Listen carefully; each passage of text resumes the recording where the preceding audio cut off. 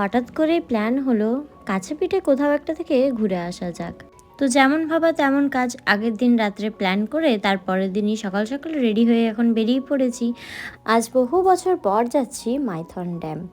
আগে যতবার গেছি পিকনিক করতে, তবে এইবার যাচ্ছি ঘুরতে।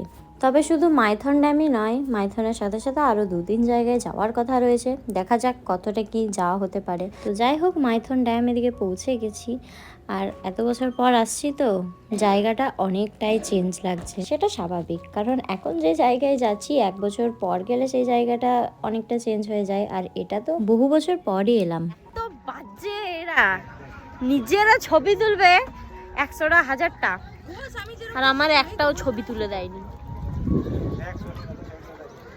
তুই যা ওই কর্নারতে বস। বাবা তুই যা, আর এতক্ষণ ধরে আমি ছবিগুলো তুলে দিচ্ছি, কই তুই যা তাইনি একবারও। একটা ফালতু মহিলা, এই যে তার সাথে আর একজন আছে, আরো 2জন আছে ওইদিকে। তো যাই হোক, ফটো তোলার লাইনে অনেকক্ষণ দাঁড়িয়েছিলাম। ফাইনালি আমার নাম এসেছে, তো ঝটপট দাঁড়িয়ে থেকে কয়েকটা ছবি তুলে নিই। আর এখানে দাঁড়িয়ে থাকতে এত হাওয়া, আমি চুল ঠিক করব না একটা পোজ দেবো খুঁজেই পাচ্ছিলাম না। এমনিতেও আমি পোজ টোজ খুব একটা পারি না, আমি একই রকম ছবি তুলে বেড়াই, তাও আর কি। তো একদিকে আমি ছবি তুলতে দাঁড়িয়েছি, আর একজন আমার ছবি তুলছে, আর এইদিকে 3টে বলদ দাঁড়িয়ে আছে। ওরা যে কি করছিল কি জানি, কারণ এই ভিডিওটা আমি করিনি, এই বলদগুলোই করেছে। যাই হোক, ছবি তুলতে তুলতে আমাদের খিদে পেয়ে যায়। আর আমরা এমন জায়গায় গেছিলাম যেখানে একটিই দোকান ছিল, তো সেখান থেকে খাবার খেয়ে চলে গেলাম এই বলদগুলোকে নিয়ে যেখানে পিকনিক হচ্ছিল সেই স্পটটাই। তো সেখানে লোকের রান্না বান্না ছাড়া আর কিছুই দেখার মতো ছিল না। কয়েকটা দোকান অবশ্য বসেছিল, তবে সেগুলোতে কোনো জিনিসই পছন্দ হয়নি।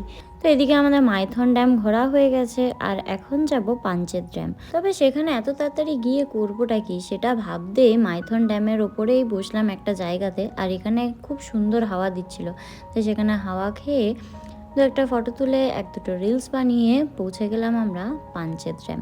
আর ওখানে পৌঁছাতেই রোদের তাপ এত ছিল যে তাকাতেই পাচ্ছিলাম না, আর ওখানে বেশিক্ষণ দাঁড়াতেও পারিনি। তবু এসেছি যখন, 2-একটা কেত মেরে ছবি না তুললে হয়, তাই ভাবলাম ওপরে দাঁড়িয়ে না থেকে নিচে নামি। একটা নৌকা রয়েছে এখানে, সুন্দর সুন্দর ছবি তুলি।